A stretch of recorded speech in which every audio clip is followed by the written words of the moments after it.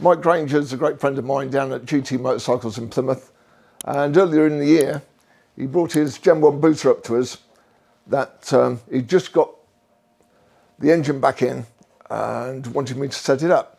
But when he started the engine, it had a little bit of a tapping noise, so he wasn't sure whether it was good to run on the dyno or not. Anyway, got it out of the van, he started it up, and sure enough, a little tapping noise going on. Nah, you can't run that, we need to check that out, mate.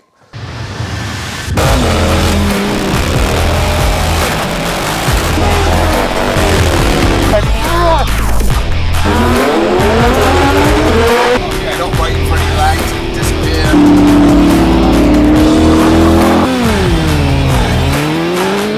It's 75. So we've just got round to it. We've pulled the engine out and stick it on our stand, pull the top end off. It's got a stroker crank, so it looks like it's a weld up stroker crank, 5mm stroke, so you had a space underneath the barrel. Anyway, we're looking down on the barrel and we can see exactly what's wrong. Pistons are in back to front. How ridiculous. And what's more amazing is that the pistons were stock pistons that were machined on the inlet pockets to give enough valve to piston clearance. But then when they put them in, the valve pockets they put on that were machined were on the exhaust side. So the inlet valves were hitting the piston pretty hard on the inlet side, and on the exhaust side, they were just marking the piston. So pistons have survived. Amazingly, no bent valves. All the valve clearances are good.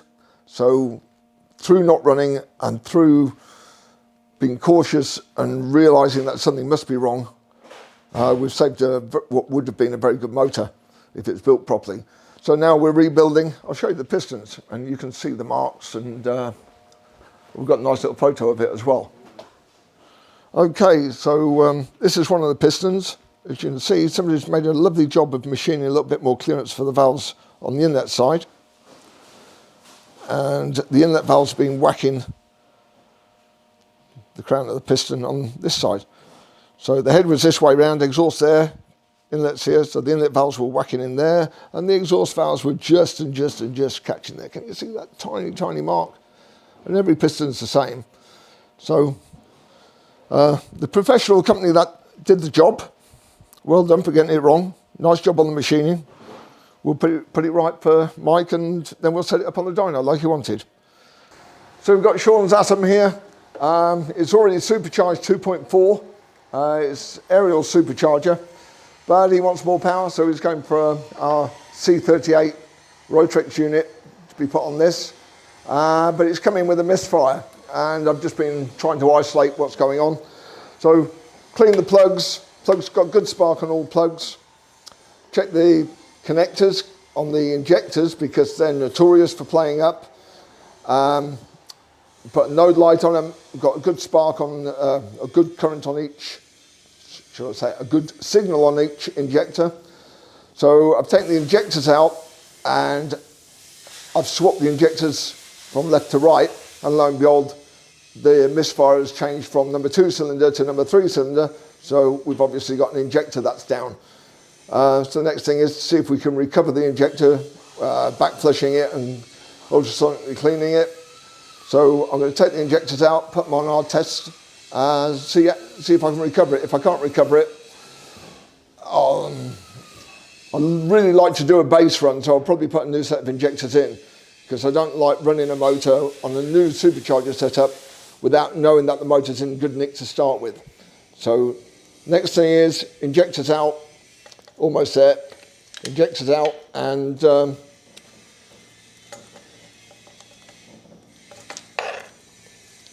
get these babies cleaned and see if it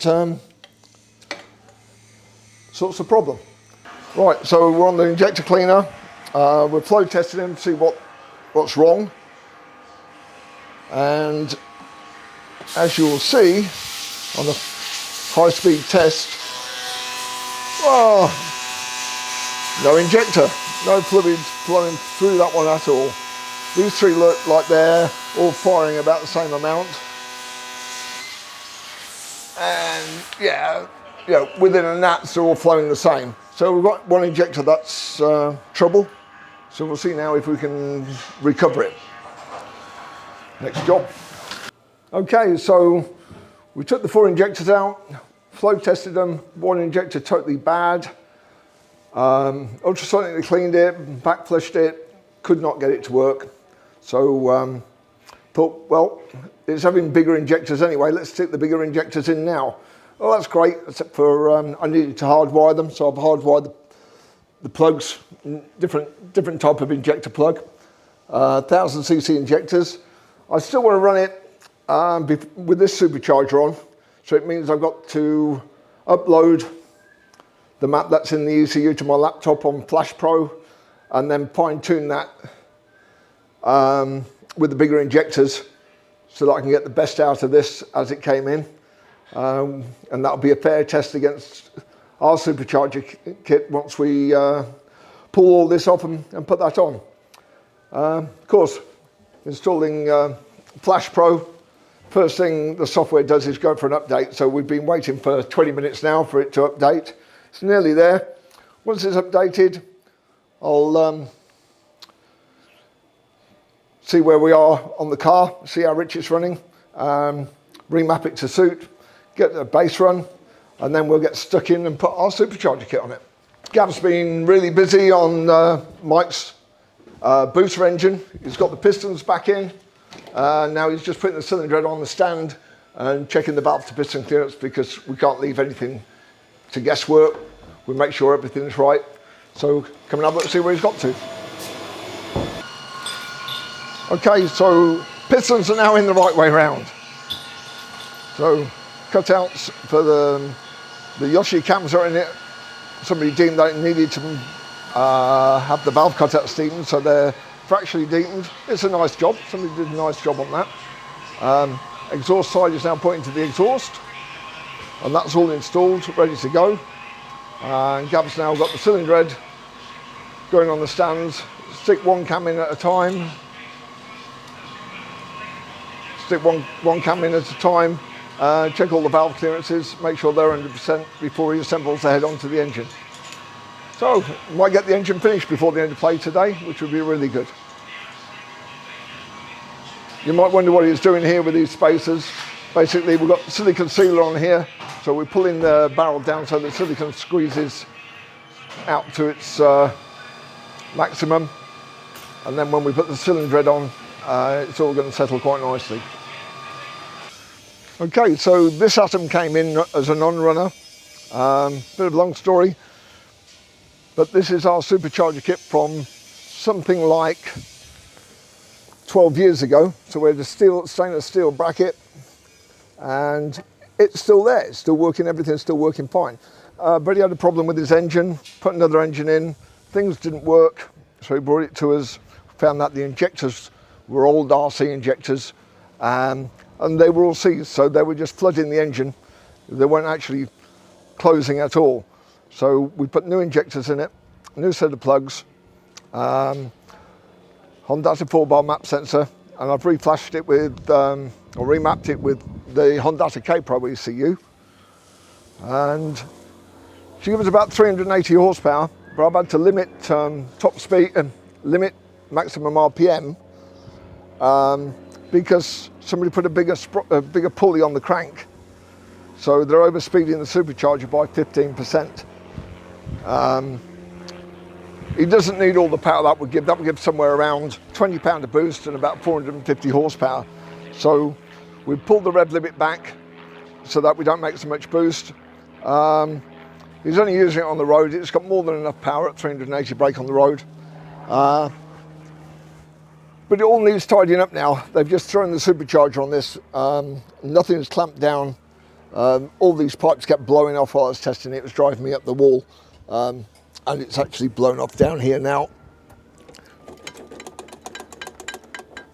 So when this is all clamped in place, everything's much more rigid and these problems don't exist. So he's got a lot of work to tidy it up before he gets it on the road. But I've done my bit, helped him along his way. 380 brake. I can't remember how much torque it had, somewhere over 250. They weigh nothing, don't they? And they weigh nothing, so yeah. So he's going to have a lot of fun. Okay, so our new Norwegian bike's back here again. The customer had some trouble with it, and so being an honourable company, we paid for it to come back to England, so we check it out. It turned out to be water in his fuel. Where it came from, no idea, but I took the plugs out and gave them a clean, took the injectors out, flow tested them, put them back in again, couldn't find anything wrong. Thought maybe it was a bit of fuel pressure, took the fuel pump out the tank, so drained the fuel, and lo and behold, there's water in the fuel. So put it all back together again, and now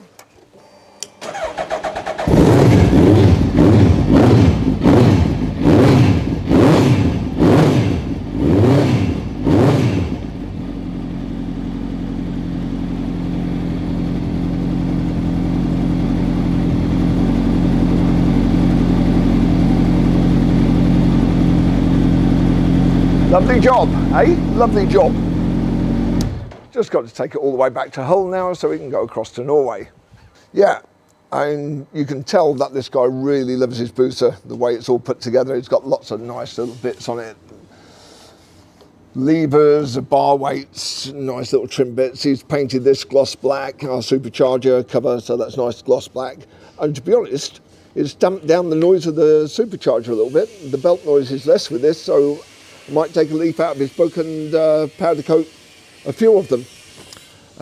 Yoshi twin slip-ons and Declabit 4x2 stainless steel decat system. And with this setup we made about 350 horsepower, which is not to be sniffed at. All these little trinky bits, carbon sides, look at this carbon on the sides. Carbon down the sides of the frame. He's done a really, really nice job. I don't think it's over the top. I think it really works really well. It's got carbon fibre on the back belly pan, carbon fibre front mudguard, carbon fibre air vents, carbon fibre wing mirrors. I think they're just covers, yeah. And of course he's got his rider box wheels. They're not the bullet ones, but they're still a really lovely wheel.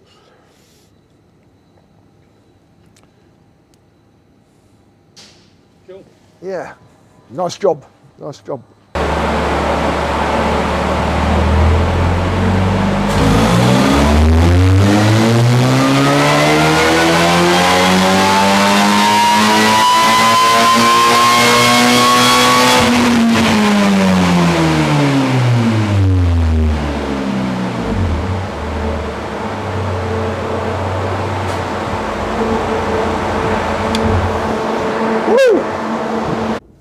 Right, so we've got Sean's 2.4 Accord-engined Supercharged Atom on the dyno. It's got an Eaton Supercharger.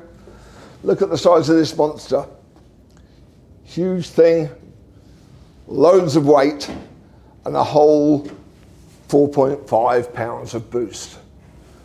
And it's interesting, people say, oh, you know, these type of superchargers make peak boost early and then they tail off. But this doesn't. It just climbs up slowly from nothing to 4.5 pound of boost over 7,500 revs. So I can see why we make so much more power than these babies, because they're just a big lump of aluminium and steel and don't make a great deal of boost. So we're taking all this off and we're putting one of our superchargers on it. So instead of the paltry, what have we got? See, we've got 250 horsepower, 180 foot-pound of torque. Torque curves nice and linear, look at that. So it's making peak torque almost as soon as you get on the throttle. Very similar to a Rotrex in that respect, except for we'll be off the scale here. And this 250 horsepower, we'll be looking more like 400. Yeah, so 4.5 pound of boost, you don't expect a huge, monstrous amount of power. I dare say in an Atom, 250 horsepower and 184 foot-pound of torque is pretty, what's the word I'm looking for? Lively. Lively, yeah. Yeah, I should think it's pretty lively. They don't weigh a lot, so all that torque coming in from nothing. And the boy wants more. The boy wants more. So we're taking off this Eaton and we're putting our supercharger on it over the next few days. So this time next week, we should have horsepower that doesn't even start on this graph. It's somewhere up there. Hope he approves of it when he gets it back. Yes, so Mike's booster's on its way back together.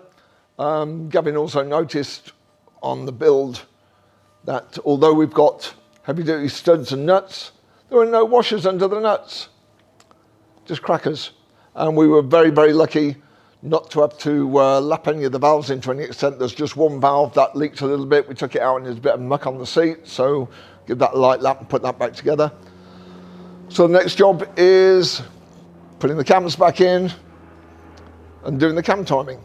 Perhaps we'll give it some decent some decent cam timing figures when it goes back together instead of the cam timing figures that I think were where they were, so that he was trying to clear the valves with the pistons. I don't think it was anything to do with how much power it was expecting to get out of the timing. I think he was trying to correct his error without realising what the error was, that the pistons went back to front.